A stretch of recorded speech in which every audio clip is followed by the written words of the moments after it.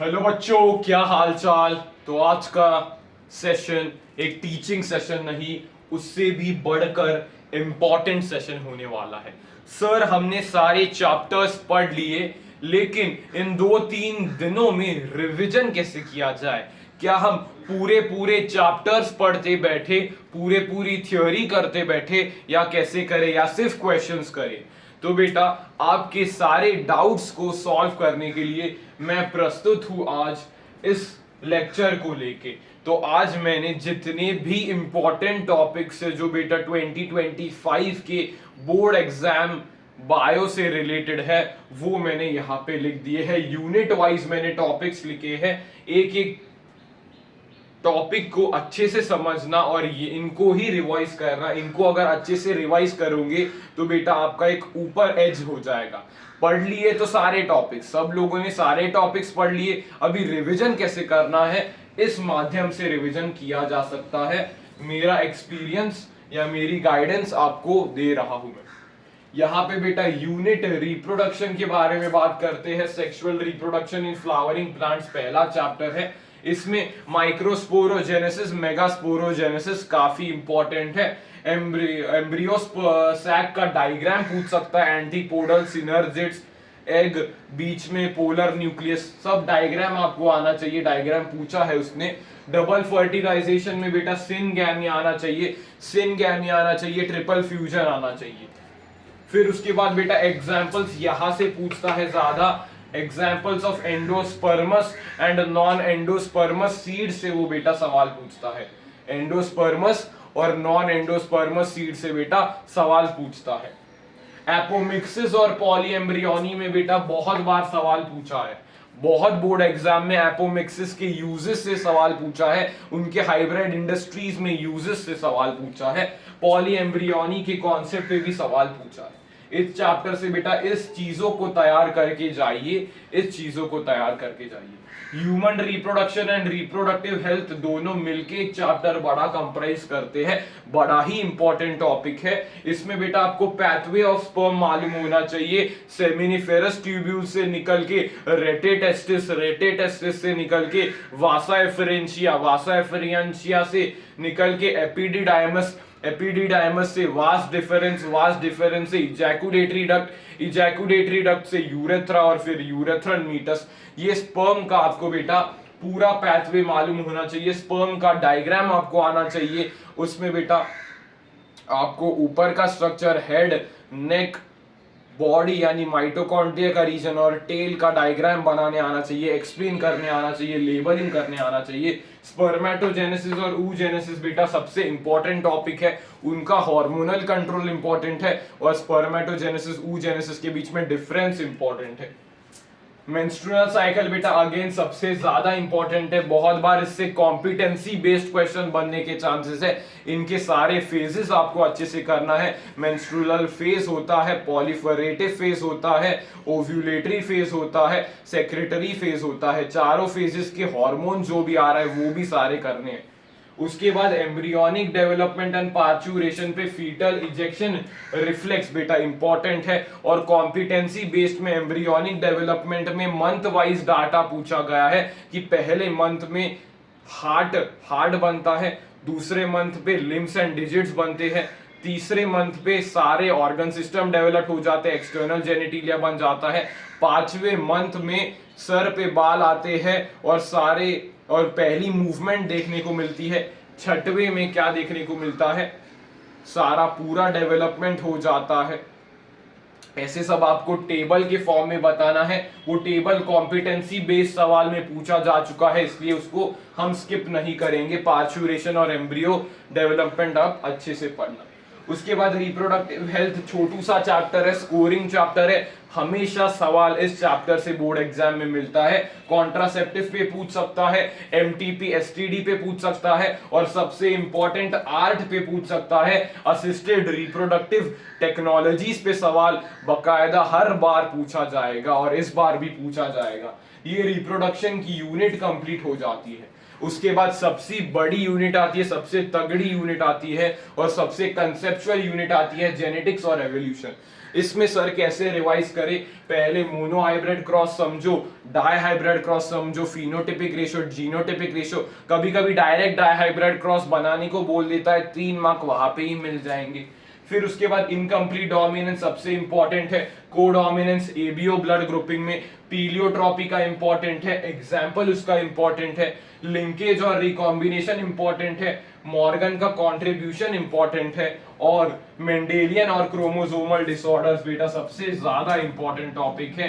Disorder से हमेशा सवाल पूछे जा सकते हैं, लाइनफेल्टर सिंड्रोम से पूछा गया है, टर्नर सिंड्रोम, डाउन सिंड्रोम से पूछा गया है, सिकल सेल एनीमिया से पूछा गया है, कलर ब्लाइंडनेस से भी पूछा गया है, सारे जगह से सवाल पूछा गया है। पेडिग्री एनालिसिस, एक हाथ पेडिग्री दे देता है, पेडिग्री एनालिसिस करना आना चाहिए, एक सवाल देखने को मिल सकता है। रेप्लिकेशन, ये मॉल बायो का आता है, रेप्लिकेशन, ट्रांसक्रिप्शन, ट्रांसलेशन, मशीनरी आपको क्लियर होनी चाहिए, क्या क्या एंजाइम्स होते हैं क्लियर होना चाहिए। लैक ओप्रॉन बेटा इंपॉर्टेंट है, ह्यूमन जीनोम प्रोजेक्ट इंपॉर्टेंट है, दोनों से सवाल बेटा आया है, दोनों से बहुत बार सवाल आया है। फिर उसके बाद एवोल्यूशन में केमिकल एवोल्यूशन यानी कीमोजेनेसिस में मिलर सर का एक्सपेरिमेंट आना चाहिए आपको। एविडेंसेस ऑफ एवोल्यूशन में प्लेंटोलॉजिकल एविडेंसेस, मॉर्फोलॉजिकल एनाटॉमिकल एविडेंसेस में होमोलॉजी एनाटॉमी से बहुत भर भर के सवाल आते हैं। होमोलॉगस क्या है, एनालॉगस क्या है, बहुत हजार लाखों सवाल मिल जाएंगे। हार्डी वीनबर्ग, यहाँ पे लिखना ऐड करो, हार्डी वीनबर्ग इक्विलिब्रियम से सवाल आता है, हार्डी वीनबर्ग इक्विलिब्रियम से सवाल पूछता है बेटा, कैलकुलेशन डाल देता है जिसमें बच्चे बेटा कंफ्यूज हो जाते हैं, तो इसको बेटा प्रिपेयर करके जाना, हार्डी वीनबर्ग के फैक्टर्स प्रिपेयर करके जाना, नेचुरल सिलेक्शन के ग्राफ प्रिपेयर करके जाना, स्टेबलाइजेशन, डायरेक्शनल डिस्ट्रप्टिव, इससे हमेशा सवाल बेटा देखने को मिलता है। ह्यूमन एवोल्यूशन में बेटा सारे नाम आपको याद होने चाहिए, उनके कुछ कुछ कैरेक्टरिस्टिक्स याद होने चाहिए, जैसे Dryopithecus, Ramapithecus, Dryopithecus, ape like Ramapithecus, man like Australopithecus, Homo habilis, Homo erectus, Neanderthal man, उसके बाद होमो सेपियंस। ऐसे क्रोनोलॉजिकल सीक्वेंस पे 2-3 बार सवाल पूछ लिया है उसने। क्रेनियल कैपेसिटी पे Australopithecus 500 cranial capacity, Homo erectus Homo habilis पहले 650 to 800 cranial capacity, Homo erectus कितनी भाई, होमो इरेक्टस की कितनी है, 900 क्रेनियल कैपेसिटी है, 900 है। निएंडरथल मैन की कितनी दी है, 1400 दी है। तो क्रेनियल कैपेसिटी पे भी सवाल पूछ चुका है। इसको ही बेटा घुमा फिरा के नाम चिपका देंगे, इसको ही बोल देंगे राजू ने ये किया, सोनू ने ये किया, सपना ने ये किया, उसको ही कॉम्पिटेंसी बेस्ड सवाल माना जाएगा। इसलिए कॉन्सेप्ट अच्छा होना चाहिए, कॉन्सेप्ट अच्छा होना चाहिए। आगे बेटा एक थ्योरेटिकल है लेकिन इंपॉर्टेंट है, कौन सी सर, ह्यूमन वेलफेयर, माइक्रोब्स के बारे में, माइक्रोब्स के माइक्रोब्स क्या क्या हमें अफेक्ट करता है और माइक्रोब्स के फायदे, दोनों अपने को एनसीईआरटी में बताया गया है। ह्यूमन हेल्थ एंड डिजीजेस में सारे डिजीजेस आपको आना चाहिए, टाइफॉइड आना चाहिए बेटा आपको, निमोनिया आना चाहिए, उनके सिम्टम्स, पॉजिटिव एजेंट्स आना चाहिए, मलेरिया की लाइफ साइकिल आनी चाहिए, मलेरिया की लाइफ साइकिल आनी चाहिए आपको, प्लाज्मोडियम की वाली वो आनी चाहिए आपको, सारे पॉजिटिव एजेंट्स के नाम याद होने चाहिए। उसके बाद बेटा आपको इम्यूनिटी आना चाहिए, 2 टाइप्स की immunity, innate immunity, acquired immunity, उनका रिस्पॉन्सेज आपको आना चाहिए। ऑटो इम्यून डिसऑर्डर्स, एलर्जी पे भी सवाल पूछा है एक बार, एक्टिव इम्यूनिटी, पैसिव इम्यूनिटी के बीच में डिफरेंस पूछ लिया है। एड्स बेटा यहाँ पे सवाल बनने के चांसेस है, एड का आपको डायग्राम अच्छे से करना है कि भाई कैसे इन्फेक्शन होता है, वो डायग्राम आपको अच्छे से करना है। कैंसर में बेटा आपको ट्रीटमेंट, डायग्नोसिस कैसे करते हैं वो अच्छे से समझना है। ड्रग्स में आपको ड्रग्स के नाम, उसके एग्जाम्पल्स याद होने चाहिए, जैसे कैनाबिनॉइड्स के एग्जाम्पल्स याद होने चाहिए। कुछ कुछ एग्जाम्पल्स डायरेक्ट पूछा है, कैनाबिनॉइड्स के पूछा है, क्या है भाई बताइए, हशीश, चरस, गांजा, मारिजुआना, एग्जाम्पल्स पूछा है। फिर उसके बाद मॉर्फिन का फंक्शन पूछा है, मॉर्फिन के बारे में पूछा है। फिर उसके बाद बेटा कोका एल्कोलॉइड के बारे में पूछा है, निकोटीन के बारे में पूछा है। फिर उसके बाद अल्कोहल के बारे में पूछा है, उनका बैड इफेक्ट क्या होता है, विड्रॉवल सिम्टम्स भी पूछे हैं। ये सारी चीजें ड्रग से पूछे, थ्योरेटिकल है, पढ़ लो जल्दी से। माइक्रोब्स इन वेलफेयर में बेटा गिने चुने टॉपिक्स है, छोटू सा चैप्टर है, गिने चुने टॉपिक्स है। एग्जांपल्स आपको आना चाहिए, जैसे स्टैटिन्स में किसको यूज करते हैं, मोनस्कस परप्यूरियासिस। फिर उसके बाद साइक्लोस्पोरिन ए में किसको यूज करते हैं, ट्राइकोडर्मा पॉलीस्पोरम। उसके बाद स्ट्रेप्टोकाइनेस क्लॉडबस्टर है, क्या यूज करते हैं, स्ट्रेप्टोकोकस बैक्टीरिया यूज करते हैं। ऐसे आपको एग्जांपल्स, उसका क्या काम है वो आना चाहिए। फिर उसके बाद सबसे इंपॉर्टेंट सुएज ट्रीटमेंट प्लांट से सवाल पूछता है, प्राइमरी ट्रीटमेंट, सेकेंडरी ट्रीटमेंट सवाल पूछता है। बायोगैस भी पढ़ के जाना, बायोगैस भी इंपॉर्टेंट है, कैसे करते हैं बायोगैस।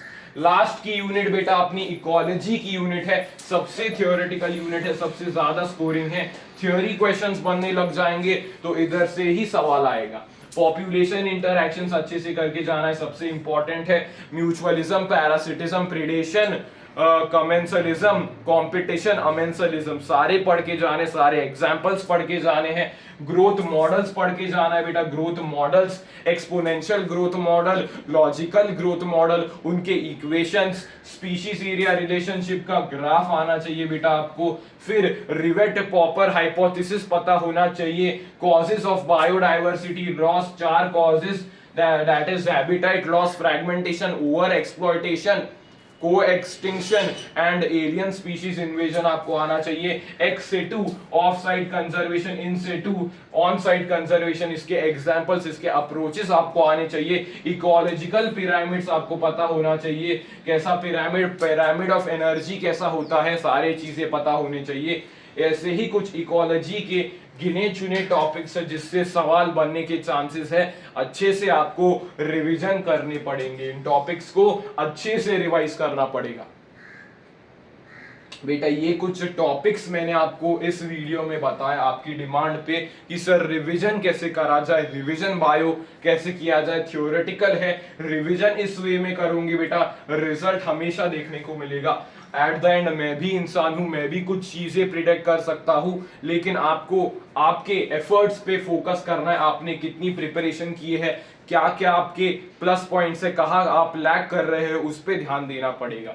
तो यही था बेटा आज का लेक्चर। मैंने जितना हो सका उतने एक्सपेक्टेड टॉपिक्स लिखने की कोशिश किए। आपका क्या अंक है सर, रिवीजन करते जाना है, बायो का पेपर हमें अच्छा करके जाना है। लास्ट इंपॉर्टेंट पेपर बच रहा है बायो का, इसको फोड़ के आना है। और लास्ट में कमेंट में बायो के पेपर होने के बाद इस वीडियो के नीचे कमेंट दे देना, सर मजा आया, बायो का पेपर हमने फोड़ लिया। तो बेटा मिलते हैं ऐसी ही अमेजिंग कुछ चीज के साथ, तब तक के लिए take care and good bye.